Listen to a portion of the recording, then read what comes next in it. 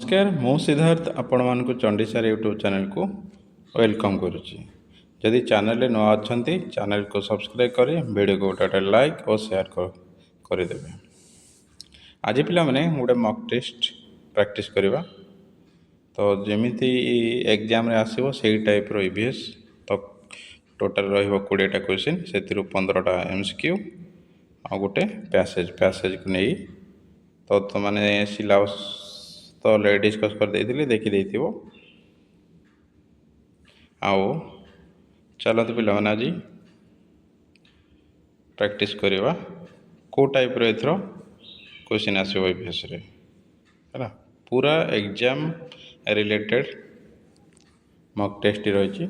जमीती exam रे आसीबो प्रश्न सेही भली प्रश्न और पैसेज रे केमती आसीबो सेही रिलेटेड रही। तो सिलेबस रे थिला नेचुरल वर्ल्ड उपरे थिला, ह्यूमन बॉडी और डेली साइंस थिला, सोशल सराउंडिंग उपरे थिला, सोशल एनवायरनमेंट जो कहूँ। तो ये टॉपिक गुड़ी को नहीं गोटे मॉक प्रैक्टिस कर।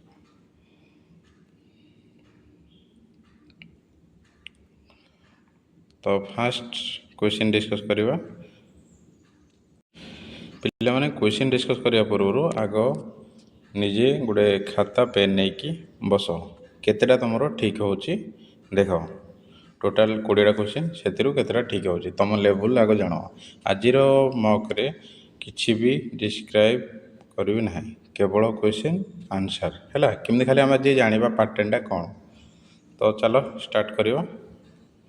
प्रथम क्वेश्चन देछि पृथ्वी रे जल निरंतर गति और पुनःचक्रण प्रक्रिया को कौन कहुए। क्वेश्चन बुझापी ट्राए कर पिला माने। पृथ्वी रे जलर निरंतर गति और पुनःचक्रण प्रक्रिया को कौन कहुए। ऑप्शन ए वायुचक्र, ऑप्शन बी जल चक्र, ऑप्शन सी नाइट्रोजन चक्र, ऑप्शन डी खाद्य श्रृंखला। तो यार सठिक आंसर पिला माने कमेंट रे जणाइबो। तो यार सठिक आंसर हो जाउछि ऑप्शन बी जल चक्र।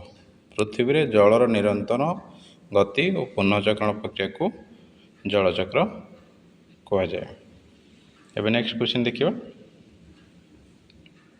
तो पिला जो 21-22 आसुची सेडा तो प्रथम आसो मानसिक 20टा तापर ईवीएस से फुल मॉक टेस्ट बनाउथलो। तो ईवीएस टा केवल नहीं कि आसिले है। नेक्स्ट क्वेश्चन देखिबा। प्रथमे क्वेश्चन पढ़ियो पिला माने आंसर जोड़ा निज खातार लिखिबो केतेटा ठीक होछि भूल होछि कमेंट रे जणाइबो। लास्ट 20 रु केते रहला तमरो। निम्नलिखित मध्यरु केउंटी जल रे वास करुथबा एक स्तन्यपायी प्राणी। तो ऑप्शन ए रोही माछ, ऑप्शन बी कोचिया, option C dolphin, option D कंकड़ा। आउ थे क्वेश्चन पिला देखीदबा। निम्नलिखित मध्यरु केउंटी जल रे वास करुथबा एक स्तन्यपायी प्राणी। ऑप्शन ए रोही माछ, ऑप्शन बी कोचिया, option C dolphin, option D कंकड़ा। यार सठिक आंसर ऑप्शन सी डॉल्फिन एक जल रे वास करथबा स्तन्यपायी। क्वेश्चन नंबर 3 पचारिला समुद्र रे भूकंप किंबा आग्नेयगिरी उद्गीकरण जोगु सृष्टि होउथबा विशाल सामुद्रिक तरंग को कौन कहा जाए। आउथरे क्वेश्चन पिला देखि रखिबा। समुद्र रे भूकंप किंबा आग्नेयगिरी उद्गीकरण जोगु सृष्टि होउथबा विशाल सामुद्रिक तरंग को कौन कहा जाए। तो option A tsunami, option B मरुड़ी, ऑप्शन सी भूस्खलन, ऑप्शन डी बन्या। यार सठिक आंसर पिला माने हिजो ऑप्शन ए सुनामी। तो यही टाइप रो एग्जाम रे लेवल रहिबो हैला। बुझिला पिला माने तुम पूरा सिलेबस को नहीं कि मु मॉक टेस्ट बनाई हैला। बरफ रे तैयारी होइथिबा गोलाकार घर को कौन कहा जाए।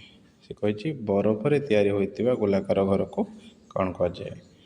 ऑप्शन ए तंबू, option B igloo, option C कुड़िया घर। यार सठिक आंसर हो ऑप्शन बी इग्लो कह जाए। तुम ईवीएस बुक रु एगुड़ा सब आसी तो ईवीएस मु जो सिलेबस वाइज क्लास आनुची ताकू देखी दियो। तापर ईवीएस रो थियोरी पार्टा सुप्रिया दीदी पढ़ेबे। क्लास जल्दी आसीज सुप्रिया दीदी क्लास नहीं कि आसला आम तार टॉपिक रो जहाँ भी एमसीक्यू बाहर ताकू सारीदेवा है। आ मैथटा ट्राए करी थियोरी सहित एग्जाम रिलेटेड क्वेश्चन प्रैक्टिस करने।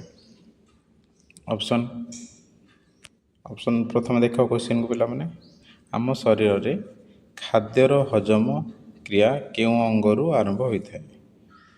पचार भल से पढ़ो टे आम शरीर में खाद्य हजम क्रिया क्यों अंगरू आरंभ होता है।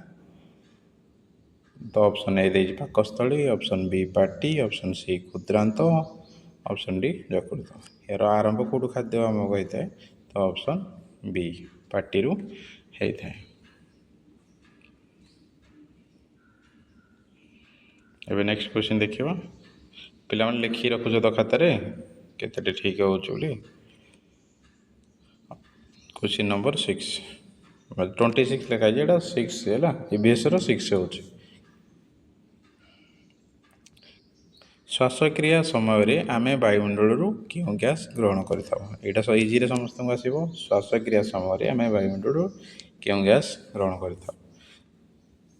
Option A carbon dioxide, option B जबक्षारजान, ऑप्शन सी अम्लजान, ऑप्शन डी हाइड्रोजन। यार सठिक आंसर ऑप्शन सी अम्लजान।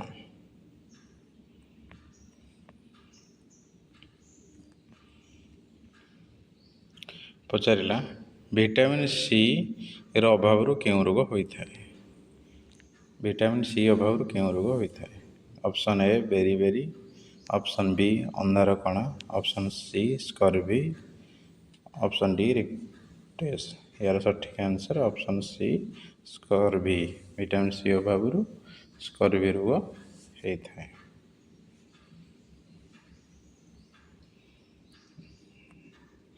पिंपुड़ी माने गति कला बेले बाटरे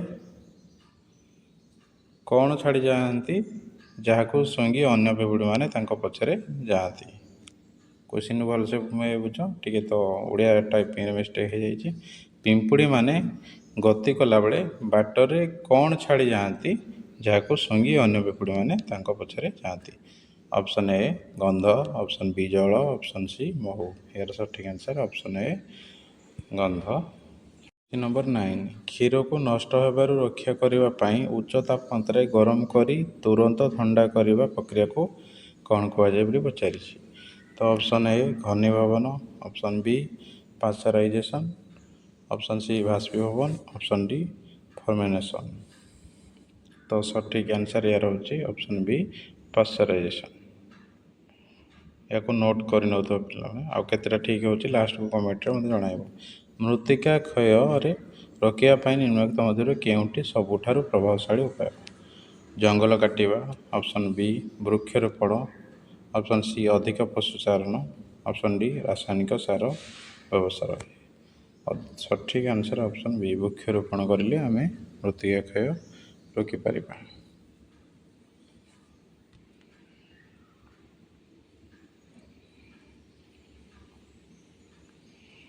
ये देखा नेक्स्ट क्वेश्चन पचार कौन 31 पूरा एग्जाम आसला टाइप क्वेश्चन नहीं आस पिला चैनल को अति मात्रा शेयर कर सांगसाथी मैंने भी जानीपारतु पूरा exam oriented question.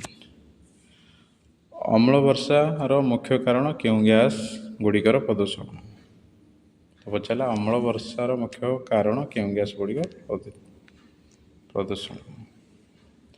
Option A sulphur dioxide और नाइट्रोजन ऑक्साइड, ऑप्शन बी अम्लजान हाइड्रोजन, ऑप्शन सी मीथेन और helium, option D argon carbon monoxide. यार सठिक answer option A sulphur dioxide और नाइट्रोजन ऑक्साइड। क्वेश्चन नंबर 32 को देखे पाने पचार वर्षा जल संरक्षण मुख्य उद्देश्य कौन। ऑप्शन ए नदीर जलस्तर कमाइबा, ଅପସନ୍ ବି ଭୂଗର୍ଭସ୍ଥ ଜଳସ୍ତର ବୃଦ୍ଧି କରିବା, ଅପସନ୍ ସି ସମୁଦ୍ର ଜଳ ବୃଦ୍ଧି କରିବା, ଅପସନ୍ ଡି ବାୟୁ ପ୍ରଦୂଷଣ କରିବା। ତ ବର୍ଷା ଜଳ ସଂରକ୍ଷଣ ମୁଖ୍ୟ ଉଦ୍ଦେଶ୍ୟ ହେଲା ଗ୍ରାଉଣ୍ଡ ୱାଟର ବୃଦ୍ଧି କରିବା। ଏବେ ଦେଖିବା ନେକ୍ସଟ କ୍ୱେଶ୍ଚନ୍ କ'ଣ ପଚାରୁଛି।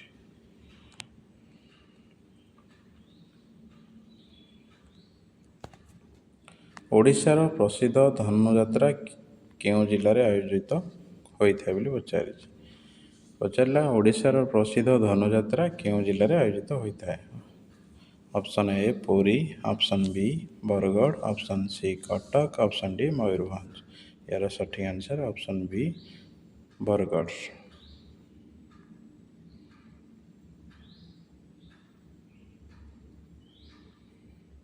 ଦେଖିବା ନେକ୍ସଟ କ୍ୱେଶ୍ଚନ୍ ପଚାରିଛି ଭାରତର ଜାତୀୟ ଫଳ କ'ଣ? ଏହାକୁ ତ ପିଲାମାନେ ଆରାମସରେ କରିପାରିବେ। ଅପସନ୍ ସି ଆମ୍ବ।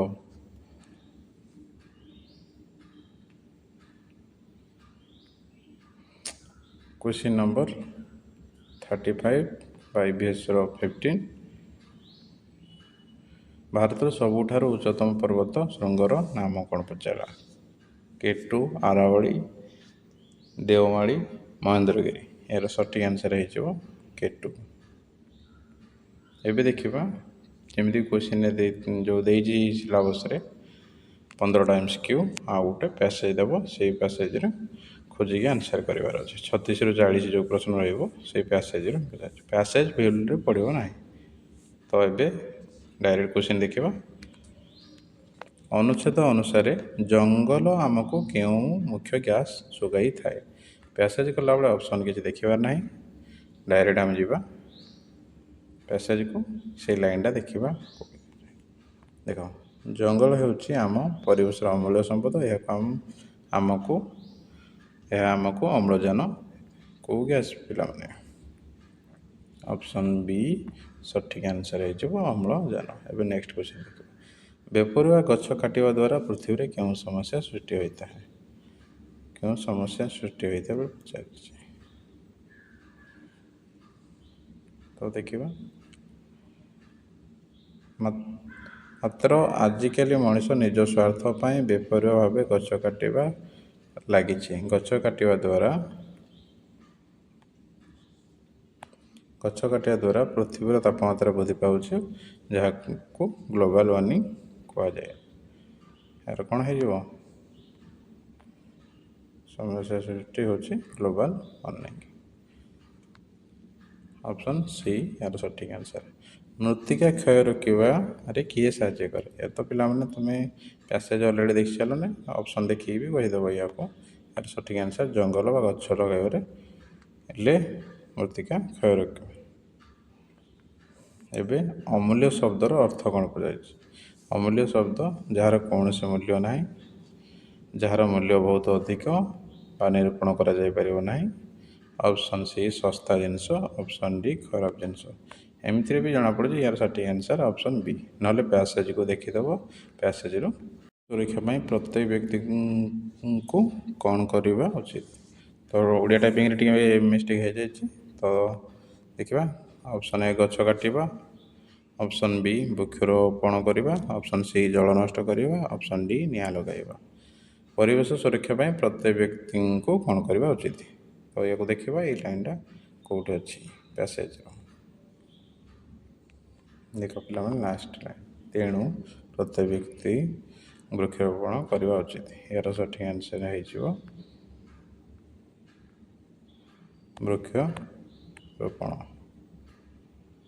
ଆଜିର ଲାଷ୍ଟ କ୍ୱେଶ୍ଚନ୍ ଥିଲା। ଏବେ ପିଲାମାନେ ତୁମର କେତେଟା ଠିକ୍ ହେଲା କମେଣ୍ଟରେ ଆମକୁ ଜଣାଇବ, ଆଉ ଯେଉଁଗୁଡ଼ିକ ଭୁଲ ହେଲା ତାକୁ କରେକ୍ସନ୍ କରିନେବ। ଆଶା କରୁଛି ପିଲାମାନେ ମକ୍ ଟେଷ୍ଟଟି ତୁମମାନଙ୍କୁ ଓଭରାଲି ଆଇଡ଼ିଆ ମିଳିଯାଇଥିବ ମକ୍ ଟେଷ୍ଟ ଦ୍ୱାରା। ମକ୍ ଟେଷ୍ଟ ଦ୍ୱାରା ଓଭରାଲି ଆଇଡ଼ିଆ ମିଳିଯାଇଥିବ କେଉଁ ଟାଇପ୍ର କ୍ୱେଶ୍ଚନ୍ ଆସିବ, କେମିତି ଆସିବ। ପୁରା ଏକ୍ଜାମ୍ ଓରିଏଣ୍ଟେଡ଼୍ର ଥିଲା। ତ ଯଦି ଚ୍ୟାନେଲରେ ନୂଆ ଅଛନ୍ତି ଚ୍ୟାନେଲକୁ ସବସ୍କ୍ରାଇବ୍ କରିଦେବେ, ଆଉ ଭିଡ଼ିଓକୁ ଗୋଟେ ଲାଇକ୍ ଓ ସେୟାର କରିବେ ସାଙ୍ଗସାଥିମାନଙ୍କୁ। ଯଥା ଜଲ୍ଦି ପିଲେ 1K ସବସ୍କ୍ରାଇବ୍ କରିଦିଅ, ତ ଲାଇଭ୍ କ୍ଲାସ୍ କରିବା। ଦେଖା ହେବ ପୁଣି ନେକ୍ସଟ କ୍ଲାସ୍ରେ। ରହୁଛି, ଜୟ ଜଗନ୍ନାଥ।